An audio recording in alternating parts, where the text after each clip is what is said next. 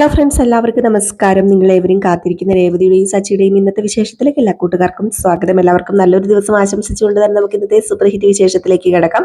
അതിനുമായിട്ട് ആരെങ്കിലും നമ്മുടെ ഈ ചാനൽ ആദ്യമായിട്ട് കാണുന്നുണ്ടെങ്കിൽ ഇതുവരെ സബ്സ്ക്രൈബ് ഒന്നും ചെയ്ത് വെച്ചിട്ടില്ലെങ്കിൽ തീർച്ചയായിട്ടും ഒന്ന് സബ്സ്ക്രൈബ് ചെയ്ത് വെച്ചിട്ട് നമ്മുടെ വീഡിയോ ഇഷ്ടപ്പെടുന്നവർ ഒരു ലൈക്കും കൂടി അടിച്ചിട്ട് കാണാൻ വേണ്ടി ശ്രമിക്കണേ. അപ്പം നേരെ വിശേഷത്തിലേക്ക് തന്നെ കിടക്കാമല്ലോ. അപ്പം അങ്ങനെ വക്കീൽ പറഞ്ഞത് പ്രകാരം നമ്മുടെ സച്ചി രേവതിയും കൂടി രവീന്ദ്രനെ ഒന്നും കൂടി കണ്ട് സംസാരിക്കാനായിട്ട് ചന്ദ്രോദയത്തേക്ക് പോവുകയാണ്. അപ്പം അങ്ങനെ ചന്ദ്രോദയത്തേക്ക് ചെന്നു. വലിയ പ്രതീക്ഷയൊന്നുമില്ല നമ്മുടെ സച്ചിക്കും രേവതിക്കും.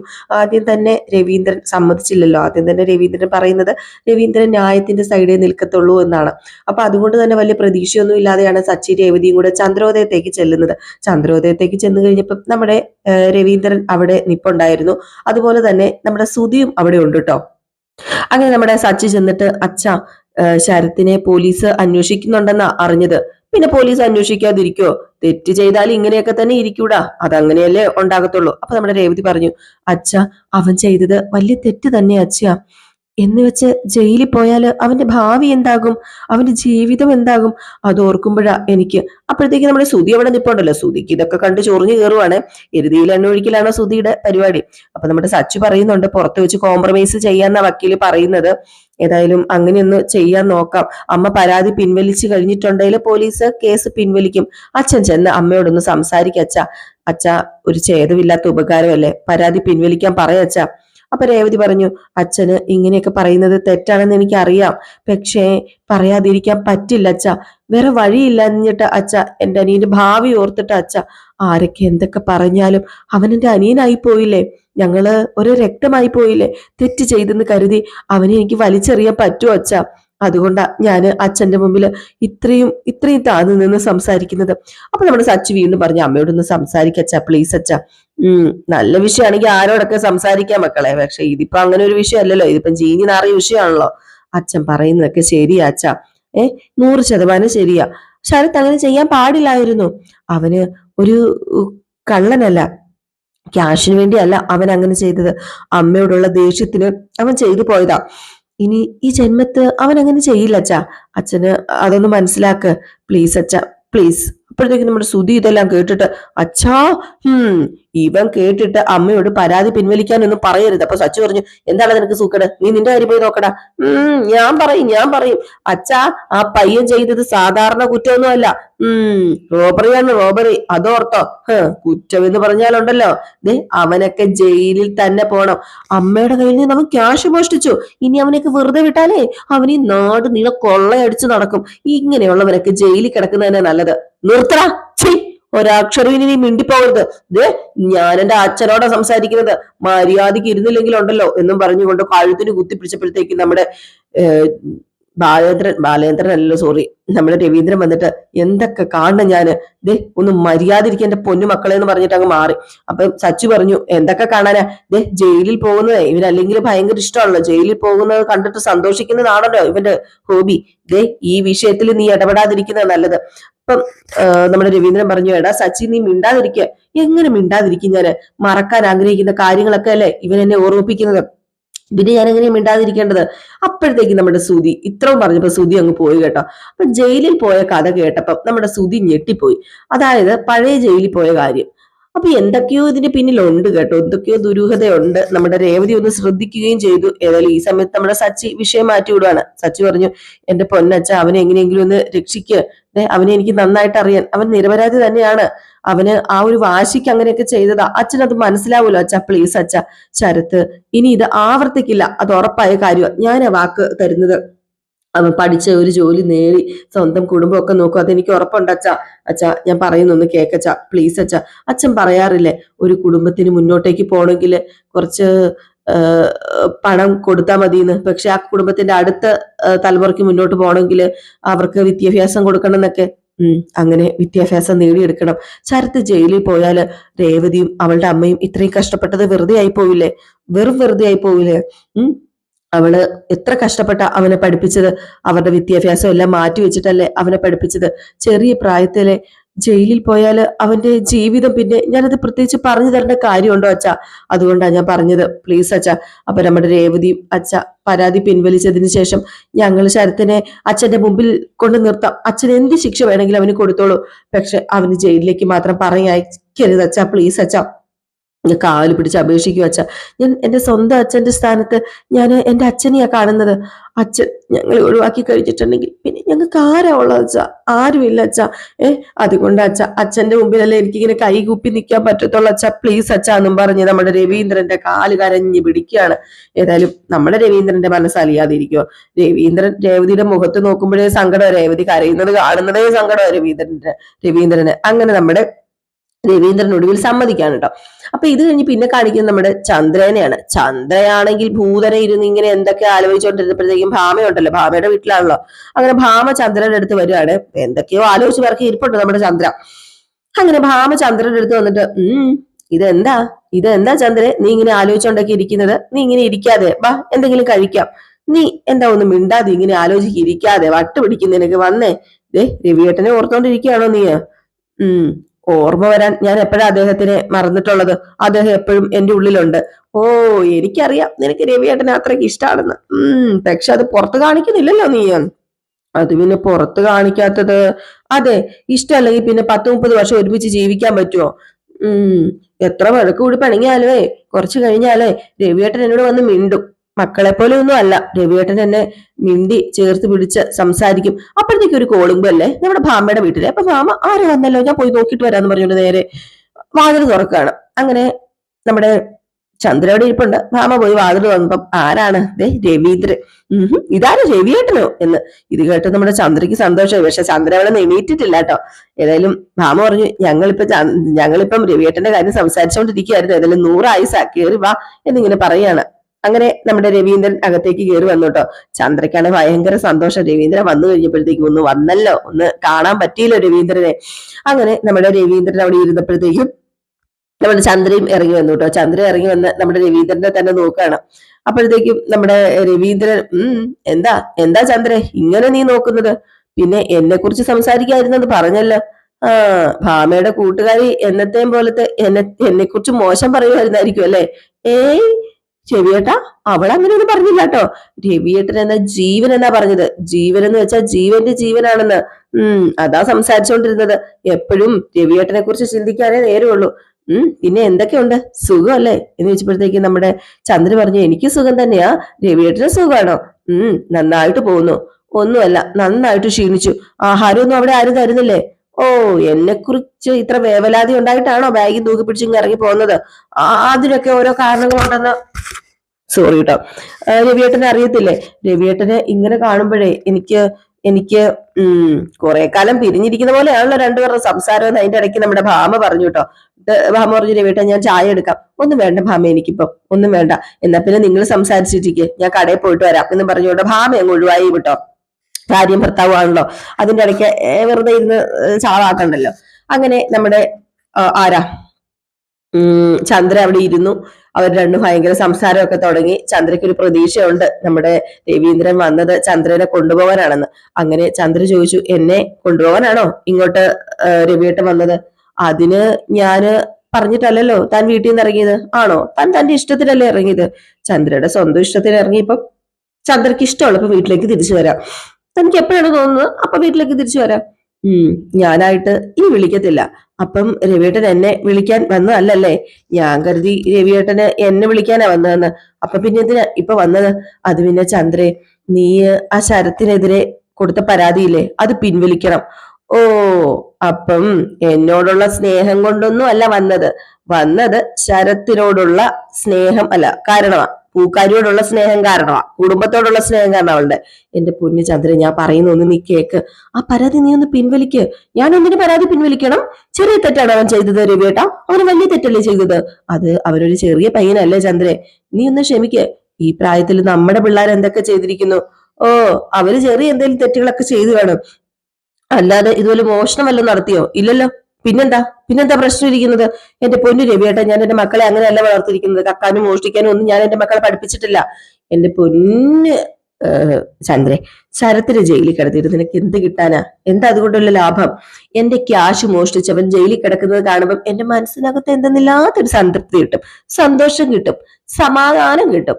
അത് തന്നെയാ എന്റെ ലാഭം. എനിക്ക് ആ ലാഭം മതി. അല്ലെ, എത്ര കാലം നിന്റെ ഈ സന്തോഷം നിലനിൽക്കും? ആയുഷ്കാലം മുഴുവൻ നിലനിൽക്കുവോ നിന്റെ ഈ സന്തോഷം?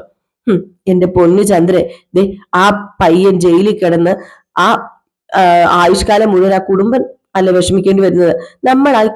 നമ്മളായിട്ട് ആ കുടുംബത്തിന് എന്തിനാ വെറുതെ കഷ്ടപ്പാട് വരുത്തുന്നത്? അതിന് എനിക്കൊരു വിഷമവും ഇല്ല. ആ പയ്യൻ തെറ്റ് ചെയ്തു, അവൻ ശിക്ഷ കിട്ടണം. ഇങ്ങനെയൊക്കെയല്ലേ അവന് അന്ന് നിങ്ങൾ സപ്പോർട്ട് ചെയ്ത് സംസാരിച്ചില്ല. ഇപ്പൊ എന്താ പെട്ടെന്ന് എന്താ പറ്റിയത്? ഓ, നിങ്ങളെ കൂട്ടിക്കൊണ്ടു വന്ന മരുമകളും മോനും കൂടെ ചേർന്ന് നിങ്ങളുടെ മനസ്സ് മാറ്റിയോ? അതായിരിക്കും അല്ലേ കാര്യം? അതാണോ ശുപാർശയായിട്ട് ഇപ്പൊ ഇങ്ങോട്ടേക്ക് വന്നത്? ഓ ചന്ദ്രേ, ഞാൻ പറഞ്ഞു, ഒന്നും ആലോചിക്കാതെയും മറ്റുള്ളവർ പറയുന്നത് അതേപടി കേൾക്കുന്ന ഒരാളല്ല ഞാൻ, നിനക്കറിയാം. എന്റെ മനസാക്ഷിക്ക് ചേരുന്നതൊക്കെ ഞാൻ ചെയ്യാറുള്ളൂ. അത് നിനക്കറിയാവുന്ന കാര്യം തന്നെയാണ്. എന്റെ മനസാക്ഷിക്ക് ചേർന്ന ഞാനിപ്പോ ചെയ്തത്. ഓ, വലിയ മനസാക്ഷിയുള്ള ആളായതുകൊണ്ടാണല്ലോ ഇങ്ങനെയുള്ള കുടുംബത്തിൽ നിന്ന് ഒരുത്തിന് ഇങ്ങോട്ടേക്ക് കൊണ്ടുവന്നത്. അങ്ങനെ ഒരു തെറ്റ് നിങ്ങൾ ചെയ്തില്ലായിരുന്നെങ്കിൽ വീട്ടിൽ മനസമാധാനം കിടില്ലായിരുന്നു, സന്തോഷം ഉണ്ടാവുമായിരുന്നു. ഇതിപ്പോ സന്തോഷമില്ല, മനസമാധാനവും ഇല്ല. എടി, നീ ഒന്നും ആലോചിച്ച് നോക്കടി. രേവതി വന്നോടുകൂടിയാ നമ്മുടെ സ്വർഗമായതും ഒക്കെ. സച്ചി ആളാകെ മാറി. അവനെ രേവതി മാറ്റിയെടുത്തു. മുൻപ് നമ്മൾ കണ്ടിരുന്ന സച്ചിയാണോ ഇപ്പം? അല്ലല്ലോ. നമ്മുടെ വീട്ടില് സമാധാനം കെടുത്തിയവളല്ല, നമ്മുടെ വീട്ടില് സമാധാനം കൊണ്ടുവന്നവളല്ലേ രേവതി. അത് നീ മനസ്സിലാക്കാൻ എന്നൊക്കെ പറയുമ്പോഴത്തേക്കും ചന്ദ്ര, ഓ അതൊന്നും മനസ്സിലാക്കേണ്ട കാര്യം എനിക്കില്ല, എനിക്ക് ഇഷ്ടമല്ലെന്ന് പറഞ്ഞ് എനിക്ക് ഇഷ്ടമല്ല. എടി എന്റെ പൊന്ന് ചന്ദ്ര, എല്ലാം മറന്ന് നല്ലതുപോലെ ജീവിക്കാനുള്ള ഒരു അവസരം അവന് കൊടുക്ക് നീ. അപ്പൊ പിന്നെ കുഴപ്പമില്ലല്ലോ. ശരി, നിങ്ങള് ഇത്രയും പറഞ്ഞ സ്ഥിതിക്ക് ഞാൻ വേണമെങ്കിലേ ആ പരാതി പിൻവലിക്കാം. പക്ഷേ ഒരു കാര്യമുണ്ട്. എന്താ എന്താ കാര്യം? അത് ആ പൂ കെട്ടുന്നവള് അവൾ എന്റെ വീട്ടിൽ നിൽക്കാൻ പാടില്ല. അവൾ എന്റെ വീട്ടിൽ നിന്ന് പോണം. അവള് ആ വീട് വിട്ട് എല്ലാ ബന്ധവും ഉപേക്ഷിച്ച് ഇറങ്ങിപ്പോണം. അങ്ങനെ ഒരു വീട്ടിൽ നിന്ന് വന്നവൾക്ക് എന്റെ വീട്ടിൽ കഴിയാൻ യോഗ്യതയില്ല. ചന്ദ്രെ, രേവതി പോയ പിന്നെ സച്ചി എന്ത് ചെയ്യും? അവളെ വലുതെങ്കിലും പോട്ടെ പോട്ടെ, കൂടെ പോട്ടെ കൂടെ പോട്ടെ, അതിന് പ്രശ്നമില്ല. ഇതൊന്നും ശരിയല്ല ചന്ദ്രെ. അവൻ നമ്മുടെ മോനാ, അത് നീ മറക്കരുത്. മറ്റു മക്കളെ പോലെ തന്നെയാ അവന് നീ പ്രസവിച്ചത്. എന്റെ പൊന്നു ജബിയേട്ട, കൂടുതലൊന്നും പറയണ്ട. അവര് രണ്ടുപേരും വീട് വിട്ടുപോയാൽ ഞാൻ പരാതി പിൻവലിക്കും. ഇല്ലെങ്കിൽ ഞാൻ പരാതി പിൻവലിക്കത്തില്ല. ഞാൻ എടുത്ത തീരുമാനത്തിന് യാതൊരു മാറ്റവും ഇല്ല. അപ്പോഴത്തേക്ക് നമ്മുടെ രവീന്ദ്രൻ പറഞ്ഞു, ചന്ദ്രേ, നീ ഇങ്ങനെ കർശന നടപടി സ്വീകരിക്കാതെ. അവരെങ്ങോട്ട് പോകാനാ ചന്ദ്രേ? അവരെങ്ങോട്ടെങ്കിലും പോട്ടെ, അവര് വീട്ടിലുള്ളിടത്തോ അങ്ങനെ എനിക്ക് പ്രശ്നം തന്നെയാ. അതാ ഞാൻ രവിയേട്ടനോട് ഇങ്ങനെയൊക്കെ പറയുന്നത്. അവര് അവിടെ നിന്നാലേ മറ്റു രണ്ട് മരുമക്കളും വീട് വിട്ടു പോകുന്ന സ്ഥിതി വരും. അവര് വലിയ വീട്ടിൽ നിന്ന് വന്നവരാ. ഈ പൂ കെട്ടുന്നവള് കാരണം എനിക്ക് അവരെ നഷ്ടപ്പെടുത്താൻ പറ്റില്ല രവിയേട്ട. ഇത് തന്നെയാ നിന്റെ പ്രശ്നം. എല്ലാവരെയും നിനക്ക് ഒരുപോലെ കാണാൻ കഴിയത്തില്ല. അതാണ് നിന്റെ ഏക പ്രശ്നം. രേവതി പോലെ മോളെ വഴക്ക് പറയാത്ത ദിവസമുണ്ടോ? പാവം, അവളെല്ലാം സഹിച്ച ആ വീട്ടിൽ നിൽക്കുന്നത്. നീ ഒന്ന് ഓർത്തോ ചന്ദ്രൻ, രേവതിയോട് പെരുമാറുന്ന പോലെ മറ്റു രണ്ടുപേരോട് പെരുമാറിയൊന്ന് നോക്ക്. അടുത്ത നിമിഷം അവര് വീട്ടിൽ നിന്ന് ഇറങ്ങി പോകും, കാണാം. രേവതി ആയതുകൊണ്ട് എല്ലാം സഹിച്ചു നിൽക്കുന്നത്. അവസാനമായിട്ട് ഞാൻ ഒരിക്കൽ കൂടി ചോദിക്കുക, നീ ഈ പരാതി പിൻവലിക്കുകയോ ഇല്ലയോ? പറ. ഞാൻ പറഞ്ഞല്ലോ, എന്റെ തീരുമാനം ഇത് തന്നെയാ. ഞാൻ ഈ പരാതി പിൻവലിക്കത്തില്ല.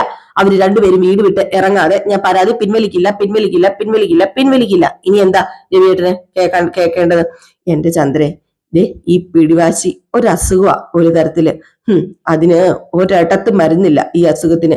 ഈ അസുഖം ജീർണിച്ച് ജീർണിച്ച് ജീർണിച്ച് കൂടുകയുള്ളൂ, കുറയത്തില്ല. പെട്ടെന്ന് മനസ്സും ശരീരവും കെട്ടുപോകും.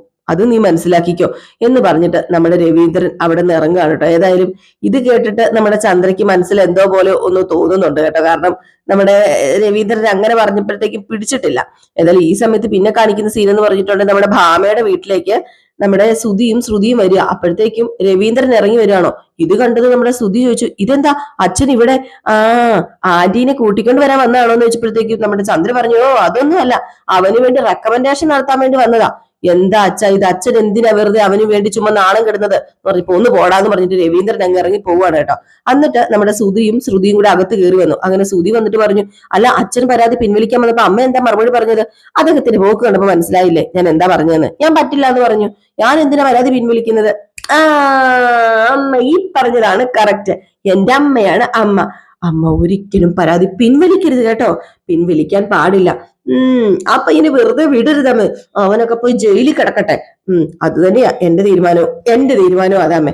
അമ്മേ, അവനെ പോലെ ഉള്ളവരെയൊക്കെ വെറുതെ വിട്ടാലേ അവൻ നാളെ വീട്ടിൽ വന്ന് കത്തിയെടുത്ത് നമ്മുടെ വയറ്റിൽ കുത്തി അമ്മനെ കൊന്നിട്ട് അമ്മയുടെ സ്വർണങ്ങളും മാലകളും വളകളൊക്കെ എടുത്തോണ്ട് പോകും. ചുമ്മാ ഇരിക്കണം അവിടെ, ചുമ്മാ പേടിപ്പിക്കാതെ.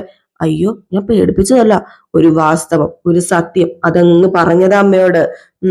അപ്പോഴത്തേക്ക് നമ്മുടെ ശ്രുതി പറഞ്ഞു, ആന്റി വീട്ടിലേക്ക് വാ, ആന്റീനെ കൂട്ടിക്കൊണ്ട് പോകാനാ ഞങ്ങൾ വന്നത്, ആന്റി ഇവിടെ താമസിക്കണ്ട. ഏയ്, ഞാനൊന്നും വരുന്നില്ല. അതെന്താ അമ്മ ഇങ്ങനെ പറയുന്നതെന്ന് ശ്രുതി. എന്നിട്ട് ശ്രുതി ചോദിച്ചു, അമ്മയില്ലാത്ത ആ വീടല്ല അമ്മേ. ഓ, അതൊരു നരകം പോലെ എനിക്ക് തോന്നുന്നത്. അമ്മ ഇപ്പൊ ഞങ്ങളോടൊപ്പം ഒന്ന് വീട്ടിലേക്ക് വാ, പരാതി ഒന്നും പിൻവലിക്കണ്ട. ആ പൂ കെട്ടുന്നവൾ ആ വീട്ടിലുള്ളിടത്തോളം ഞാൻ ആ വീട്ടിലേക്ക് ഞാൻ വരുന്നില്ലെന്ന് പറഞ്ഞില്ലേ. ഒന്നെങ്കിൽ ഞാൻ അല്ലെങ്കിൽ അവള്, രണ്ടുപേര് ഒന്നിച്ച് അവിടെ കഴിയില്ല, എനിക്ക് പറ്റത്തില്ല. അമ്മേ, അവര് രണ്ടുപേരും കൂടി ആ വീട്ടിൽ അങ്ങനെ ജോളിയായിട്ട് ജീവിക്കുക, അതെങ്ങനെയാ അമ്മയ്ക്ക് കാണാൻ പറ്റുന്നത്? ഞാൻ ആ സച്ചിയുടെ കഴുത്തിന് പിടിച്ചങ്ങ് വെളി തള്ളട്ടെ, അപ്പം അവന്റെ കൂടെ അവളും അങ്ങ് പൊക്കോളും. അങ്ങനെയൊന്നും ചെയ്യണ്ട. ചെയ്യരുതെന്നോ? അതെന്താ പെട്ടെന്ന് അമ്മയ്ക്ക് അവരോട് സ്നേഹം കൂടിയത്? നിന്റെ ജീവനോടെ കാണണം എന്നുള്ള കൊതി കൊണ്ട് പറഞ്ഞതാ. കഴുത്തി പിടിക്കാൻ അങ്ങോട്ട് ചെല്ല്, അവൻ നിന്നെ അടിച്ചു കൊല്ലും. എനിക്ക് നന്നായിട്ട് അറിയാം.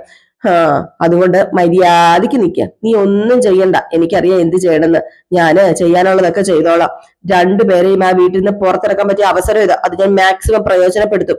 അത് പ്രയോജനപ്പെടുത്തിയിട്ടേ ഇനി ഈ സച്ചി അടങ്ങത്തുള്ളൂ. അവരാ വീട്ടിൽ നിന്ന് പുറത്തു പോകും, ഞാൻ എന്റെ വീട്ടിലേക്ക് വരും. നിങ്ങൾ കണ്ടോ, ഇനി അതാ സംഭവിക്കാൻ പോകുന്നത്. ഇത് കഴിഞ്ഞ് കാണിക്കുന്ന സീൻ എന്ന് പറഞ്ഞിട്ടുണ്ടല്ലേ, നമ്മുടെ സച്ചി ഇങ്ങനെ ഇരിക്കുകയാണ് കേട്ടോ, രവീന്ദ്രൻ വരുന്നത് നോക്കിയിരിക്കുകയാണെന്ന് തോന്നുന്നു. നമ്മുടെ രേവതി അങ്ങോട്ടും ഇങ്ങോട്ടും നടക്കുകയൊക്കെ ചെയ്യുക. ചന്ദ്രനെ കൊണ്ട് സമ്മതിപ്പിച്ചോ ഇല്ലോ എന്നൊന്നും അറിയത്തില്ലല്ലോ, അതുകൊണ്ടാണ് അവർ രണ്ടും കൂടെ അങ്ങോട്ടും ഇങ്ങോട്ടും നടക്കുകയും പരസ്പരം നോക്കിയിരിക്കുകയൊക്കെ ചെയ്യുന്നത്. രവീന്ദ്രൻ വരുന്ന താമസം എന്താ ഇനിയിപ്പം അങ്ങോട്ടേക്ക് ചെയ്യാൻ പോകേണ്ടതെന്ന് രവീന്ദ്രൻ വന്നു കഴിഞ്ഞാലല്ലേ അറിയത്തുള്ളൂ. അങ്ങനെ ഒരു ഗ്ലാസ് ചായയൊക്കെ ആയിട്ട് നമ്മുടെ സച്ചിയുടെ അടുത്തേക്ക് ചെല്ലുകയാണ്. ഇന്ന് സച്ചേട്ട ചായ എന്ന് പറഞ്ഞ് ചായയൊക്കെ കൊണ്ട് നമ്മുടെ സച്ചിനക്ക് കൊടുത്തു. ഈ സമയത്ത് ശ്രീകാന്തും വർഷയും വന്നു കേട്ടോ. ശ്രീകാന്തും വർഷയും വന്നിട്ട് വർഷ പറഞ്ഞു, അത് പിന്നെ ചേച്ചി ഞാൻ ചേച്ചിയുടെ അനിയനെ കുറ്റപ്പെടുത്തി സംസാരിച്ചിരുന്നു, അത് വൺ സൈഡ് മാത്രം കേട്ടിട്ടാട്ടോ ഞാൻ അങ്ങനെ സംസാരിച്ചത്, എന്നോട് ക്ഷമിക്കണം കേട്ടോ ചേച്ചി. വർഷേ, അവൻ ചെയ്തത് തെറ്റ് തന്നെ വർഷേ, അതെനിക്കറിയാം. അല്ല, അവനങ്ങനെ ചെയ്യാൻ കാരണം ആന്റി അല്ലേ? അന്ന് ചേച്ചിയുടെ അനിയൻ വീട്ടിൽ വന്നപ്പോഴേ ആന്റിയും ശ്രുതി ചേച്ചി ശ്രുതിയേട്ടനും കൂടി ചേർന്ന് അവന് എന്തൊക്കെയാ ചെയ്തത്? അതൊക്കെ ശ്രീകാന്ത് പറയുമ്പോഴാ സത്യം പറഞ്ഞ ഞാൻ അറിയുന്നത് ചേച്ചി. ഇപ്പോഴാ എനിക്കെല്ലാം മനസ്സിലായത്. സത്യം പറഞ്ഞാലേ ചേച്ചിയുടെ അനിയൻ പാവാ, ആ ഒരു പ്രായത്തിൽ ആരും അങ്ങനെ ചെയ്യും. അപ്പൊ നമ്മുടെ സച്ചി ചോദിച്ചു, എന്താ മനസ്സിലായത് നിനക്ക്? അല്ല, ചേച്ചിയുടെ അനിയൻ ആന്റിയോട് റിവെഞ്ച് ചെയ്യാൻ വേണ്ടിയിട്ടാ ക്യാഷ് മോഷ്ടിച്ചത്, അത്ര മാത്രമേ ആന്റി അവനെ ഹേറ്റ് ചെയ്തിരുന്നു. അതുകൊണ്ടാ ഞാൻ പറഞ്ഞില്ലേ, ഈ പ്രായത്തിലുള്ള കുട്ടികൾ അങ്ങനെയൊക്കെ ചെയ്യും. അത് തെറ്റാണോ എന്ന് ചോദിച്ചാൽ തെറ്റ് തന്നെയാ, പക്ഷെ വലിയ തെറ്റൊന്നുമല്ല. പിന്നെ തെറ്റ് ചെയ്യുന്നതിനേക്കാൾ തെറ്റ് ചെയ്യാൻ പ്രേരിപ്പിക്കുന്നതാ വലിയ തെറ്റ്. അല്ല, ഇപ്പോഴാണോ വർഷയ്ക്ക് അത് മനസ്സിലാവുന്നത് എന്ന് സച്ചി. അപ്പൊ നമ്മുടെ ശ്രീകാന്ത് പറഞ്ഞു, സോറി ഏടത്തി, അവനെ കുറ്റപ്പെടുത്തുമ്പം ഞാന് ഏടത്തിനെ സപ്പോർട്ട് ചെയ്യണമായിരുന്നു, അവനെ സപ്പോർട്ട് ചെയ്യണമായിരുന്നു. അതൊന്നും സാരമില്ല ശ്രീകാന്ത്, പക്ഷെ നിങ്ങളുടെ മനസ്സ് ഞങ്ങൾക്കറിയില്ലേ. അപ്പോഴത്തേക്കും നമ്മുടെ ശ്രീകാന്ത് ചോദിച്ചു, സച്ചിയുടെ പോലീസ് എന്ത് പറഞ്ഞു? അമ്മ പരാതി പിൻവലിച്ചിട്ടുണ്ടെങ്കിൽ അവനെ കേസിൽ നിന്ന് പിൻവലിക്കാന്നാ പറഞ്ഞത്, ഇല്ലെങ്കില് എന്താ പറ്റുക, ജയിലിലടയ്ക്കും, അത് തന്നെയാ ഉണ്ടാകാൻ പോകുന്നത്. അല്ല, അമ്മ പരാതി പിൻവലിക്കുവോ? എന്താ സച്ചേട്ടന് തോന്നുന്നത്? അച്ഛനമ്മയോട് സംസാരിക്കാൻ പോയിട്ടുണ്ട്, എന്താവുന്നൊന്നും അറിയില്ല. അല്ല, അമ്മ ഇത് കേൾക്കുവോ? എന്തൊക്കെ പറഞ്ഞാലും അച്ഛനെന്ന് പറഞ്ഞാല് അമ്മയ്ക്ക് ജീവനല്ലേ, അച്ഛന് തിരിച്ചും അങ്ങനെയൊക്കെ തന്നെയാ. നിനക്കറിയാലോ അവരുടെയൊക്കെ സ്നേഹം. അപ്പൊ ചിലപ്പോ കേൾക്കാനും കേൾക്കാതിരിക്കാനും ഒക്കെ ചാൻസ് ഉണ്ട്. അച്ഛൻ പറഞ്ഞാൽ അമ്മ കേൾക്കുമായിരിക്കും അല്ലേ ശ്രീകാന്തെ? നമുക്ക് നോക്കാം അല്ലേ? അപ്പോഴത്തേക്ക് നമ്മുടെ ശ്രീകാന്ത് നമുക്ക് നോക്കാം. ഏതായാലും ഈ സമയത്ത് രേവതിക്ക് ഭയങ്കര വിഷമം, രേവതി കരയാണ് കേട്ടോ. ഏതായാലും ആ ഒരു സമയത്ത് തന്നെ നമ്മുടെ രവീന്ദ്രൻ വന്നു. രവീന്ദ്രൻ വന്ന ഉടനെ തന്നെ നമ്മുടെ സച്ചി രേവതിയും കൂടെ നേരെ രവീന്ദ്രന്റെ അടുത്തേക്ക് ചെല്ലുകയാണ്, കാര്യം അറിയാനായിട്ട് കേട്ടോ. കാരണം ആകെ പ്രതീക്ഷ എന്ന് പറയുന്നത് ഇനി ഇതിൽ മാത്രമേ ഉള്ളൂ. പക്ഷെ നമ്മുടെ രവീന്ദ്രന്റെ മുഖം കണ്ടാൽ അറിയാം, നിരാശയാണ്, നിരാശ, വൻപൻ നിരാശ. അപ്പൊ ഈ ഒരു സീൻ കാണിച്ചിട്ടാട്ടോ ഇന്നത്തെ വിശേഷം അവസാനിക്കുന്നത്. അപ്പൊ എല്ലാവരും കാത്തിരിക്കുക അടുത്ത വിശേഷത്തിനായിട്ട്. നമ്മുടെ മഴത്തോരു മുമ്പയുടെ വിശേഷം ഉടനെ തന്നെ നമ്മൾ റിയൽ സ്റ്റോറിക്കകത്ത് കൊണ്ടുവരുന്നതായിരിക്കും കേട്ടോ. അപ്പൊ എല്ലാവർക്കും ടാറ്റ ബൈ ബൈ, ലൈക്ക് അടിക്കാൻ മറക്കരുത്.